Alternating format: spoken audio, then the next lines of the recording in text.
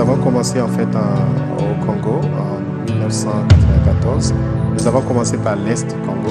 Vous savez, en 1994, juste après le génocide au Rwanda, il y a eu, disons, une situation humanitaire catastrophique à l'Est de la RDC. Donc c'est là que nous avons commencé nos opérations. Ceci étant dit, Save the Children comme organisation existe depuis 1919. Donc nous allons bientôt fêter le centenaire.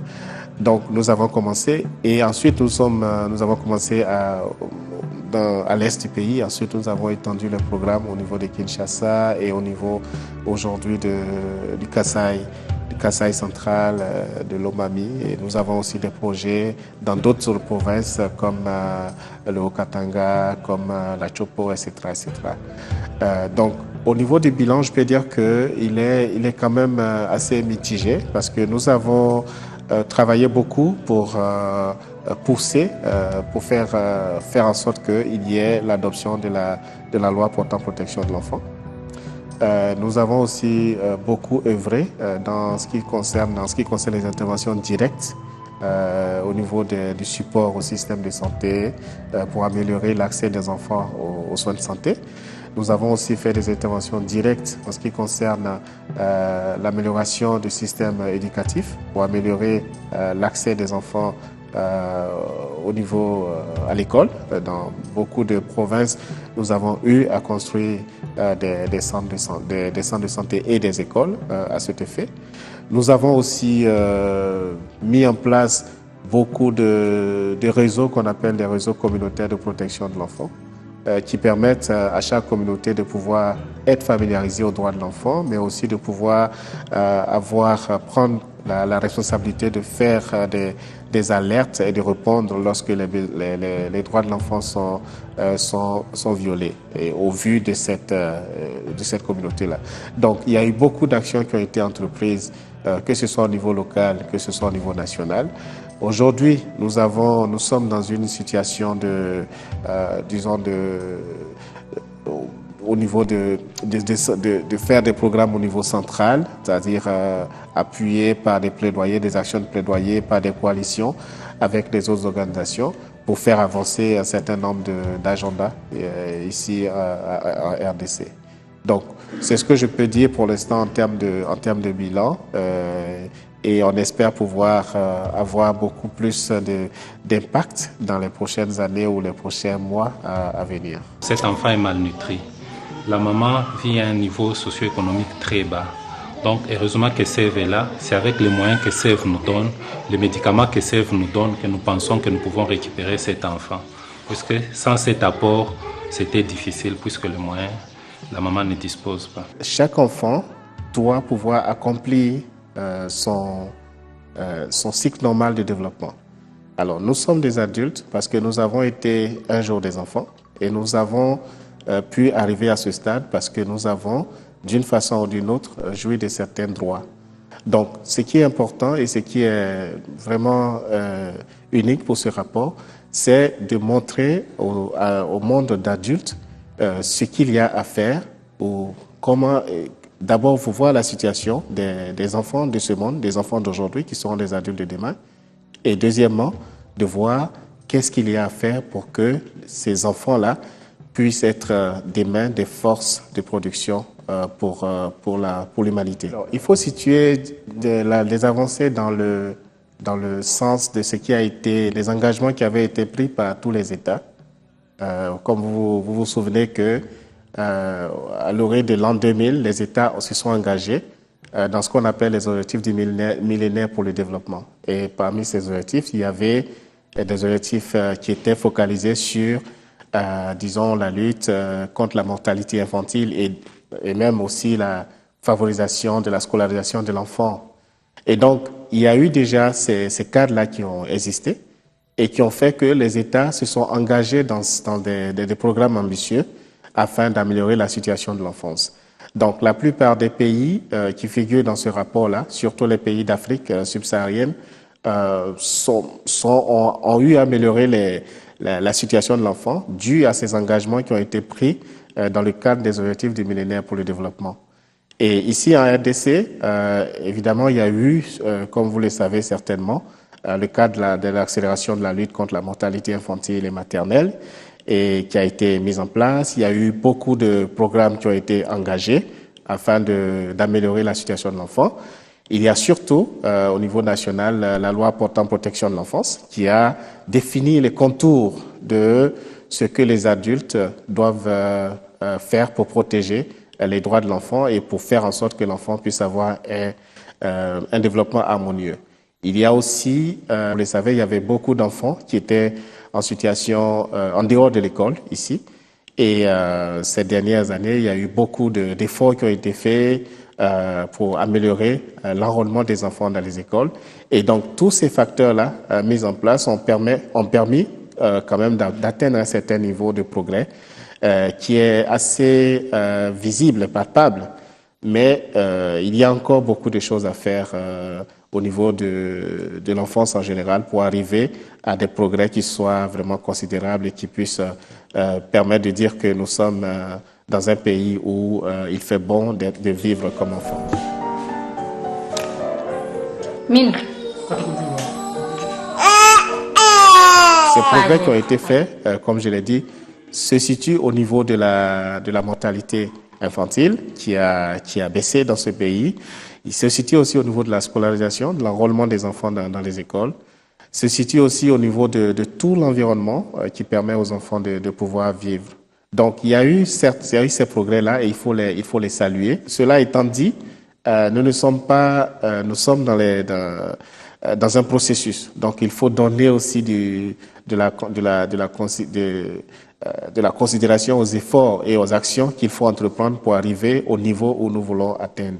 Aujourd'hui, il y a ce qu'on appelle les objectifs de développement durable auxquels tous les États ont aussi souscrit jusqu'à l'horizon 2030. Et donc, on espère aussi utiliser cette opportunité-là pour arriver au niveau où nous voulons arriver par rapport à la situation des enfants ici en RDC. Alors, ce rapport qui a été publié le 1er juin, d'abord, c'est un rapport mondial, comme je l'ai souligné. Alors, il vise d'abord à appeler à l'action. Il vise deux principaux objectifs. Le premier objectif est de vraiment d'attirer l'attention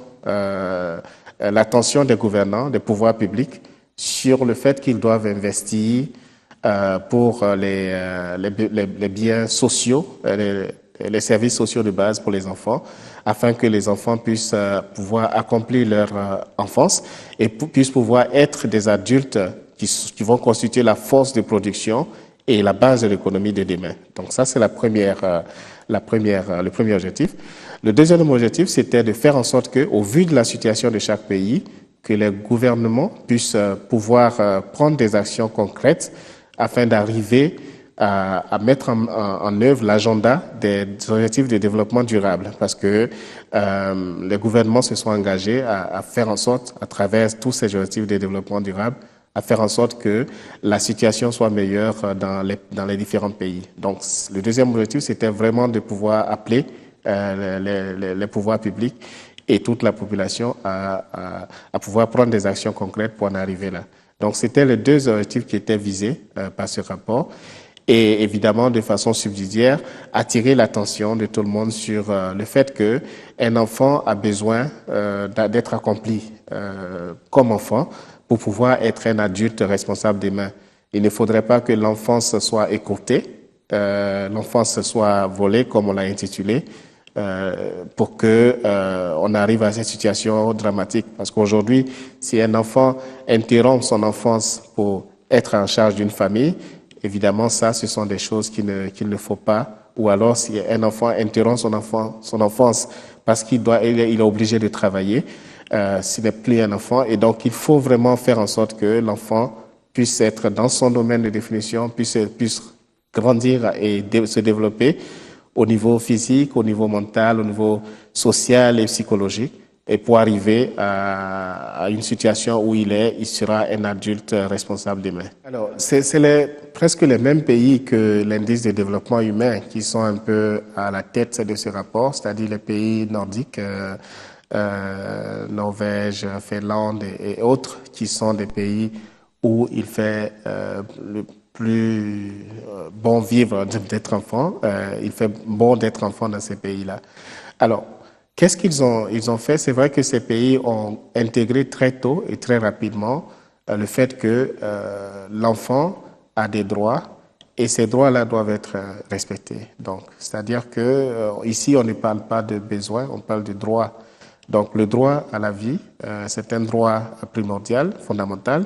Le droit à un développement harmonieux, le droit à l'apprentissage, le droit à être protégé, à avoir un environnement de famille et tout cela. Donc, ces pays-là ont intégré cela dans leur action de développement. Et donc, c'est, je pense, ce qu'il faut promouvoir pour les autres pays, surtout les États africains, qu'ils puissent intégrer dans leur action de développement la composante protection de l'enfant, la composante bien-être de l'enfant comme faisant partie intégrante des objectifs de développement. La campagne Aucun enfant oublié, c'est une campagne mondiale de Save the Children, encore une fois. C'est une campagne qui a été lancée au niveau mondial par Save the Children depuis 2016. Et nous avons décidé ici en RDC de la lancer le 16 juin. Le 16 juin qui était une journée symbolique pour nous parce que c'est la journée de l'enfant africain qui a permis aussi de lancer cette campagne-là. Alors, les objectifs visés par cette campagne, c'est de faire en sorte que aucun enfant ne soit laissé pour compte des progrès du développement. Comme vous le savez, depuis ces 5 dernières années, la plupart des États africains ont connu de fortes croissances économiques, ont connu des embellies au niveau économique. Et pour nous, il faut que cette embellie économique-là puisse aller de pair avec l'investissement dans les services sociaux de base et surtout dans les services qui puissent permettre à ce que les enfants puissent jouir de leurs droits. Donc, pour nous, c'était important de pouvoir attirer l'attention sur non seulement le fait qu'il y a des enfants encore qui sont laissés pour compte, c'est-à-dire les enfants qui vivent dans des situations de conflit. Aujourd'hui encore, vous savez qu'il y a des milliers et des milliers de personnes qui sont déplacées en RDC. Il y a beaucoup d'enfants parmi eux. Et donc, il ne faut pas que la communauté, tant nationale qu'internationale, oublie ces enfants-là. Il y a aussi le fait que des enfants meurent de causes évitables, c'est-à-dire que pour le simple fait qu'ils n'aient pas été vaccinés ou pour des gestes simples qui n'ont pas été faits à temps. Donc, il y a aussi notre message, c'est que la communauté, que ce soit la communauté comme les pouvoirs publics et tout le monde, ne puisse pas oublier ces enfants-là. Il y a aussi évidemment, comme vous le savez, des enfants qui sont en dehors de l'école et qui sont dits des enfants de la rue parce qu'ils se retrouvent dans la rue et qui font des travaux de toutes sortes. Donc, il ne faut pas aussi les oublier et les laisser, disons, au bas chemin du train du développement. Donc, vraiment, c'est pour toutes ces raisons-là que nous avons lancé cette campagne pour que non seulement les parents, les familles, la communauté internationale, la communauté nationale, les pouvoirs publics puissent se souvenir qu'il y a des enfants qui sont là et que, quels que soient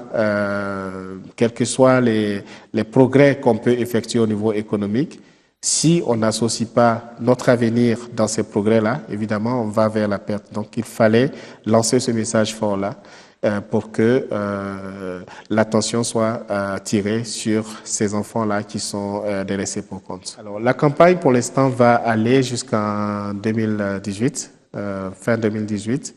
Mais en fait, cette campagne, comme je l'ai dit, est une campagne mondiale, donc dans le cadre de notre ambition, l'ambition de Save the Children pour 2030. Donc, c'est aussi l'ambition qui suit les objectifs de développement durable, faire en sorte que d'ici 2030, nous vivions dans un monde où il fait bon vivre, qu'il fait bon d'être enfant, où il fait bon aussi d'être adulte, évidemment, d'être parent, d'être mère, etc., etc. Donc, pour l'instant, la campagne va être conduite jusqu'en 2018 et après 2018, nous allons faire le bilan et voir quelles sont les actions que nous pouvons renforcer pour pouvoir renforcer, disons, notre impact sur les enfants.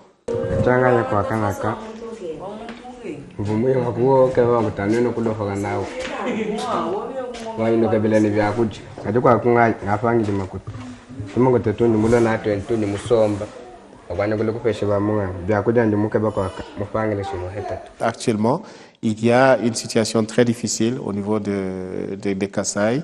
Les estimations diffèrent, mais les estimations parlent d'environ 600 000 enfants qui seraient parmi les personnes qui ont été déplacées, et aussi presque 1 million d'enfants qui sont susceptibles d'être affectés et touchés par cette situation.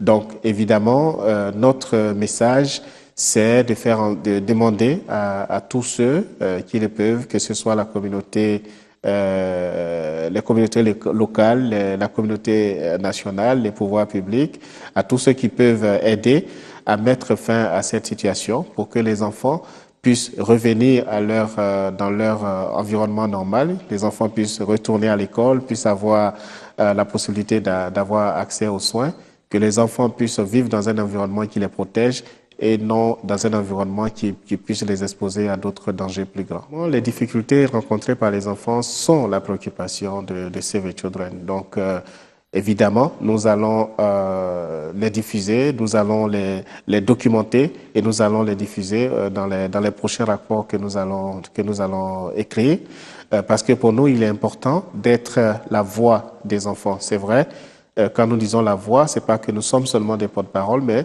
lorsque nous faisons des programmes, nous écoutons aussi les enfants, nous discutons avec eux, nous recueillons leurs avis et nous les documentons. Donc, évidemment, cela fait partie de nos outils de travail.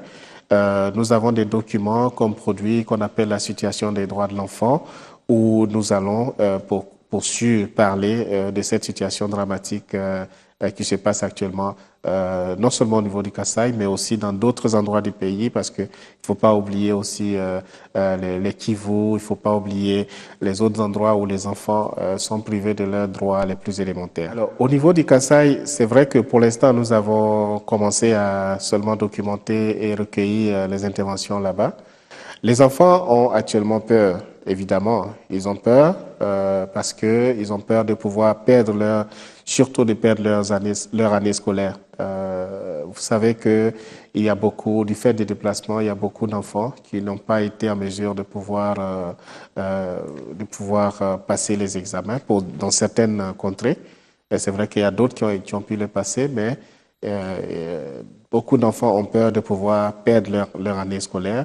Beaucoup d'enfants ont peur de pouvoir aussi être victimes de certaines violations de leurs droits.